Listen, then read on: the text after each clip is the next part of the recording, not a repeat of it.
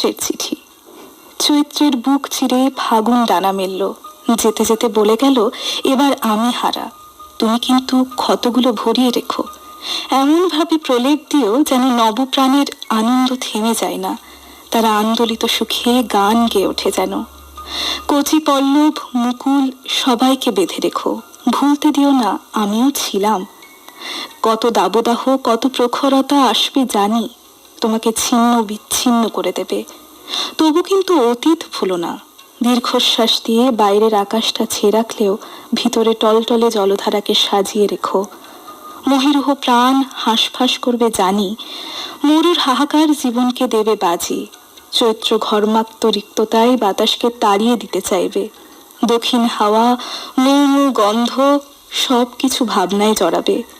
তবুও বিস্মৃতি উল্টে চৈতালি চাঁদকে কাছে ডেকেই বসন্তকে মনে মনে আঁকবে। চিঠিটি লিখেছেন অঙ্কিতা মজুমদার, চকদিঘি, জামালপুর, পূর্ব বর্ধমান থেকে।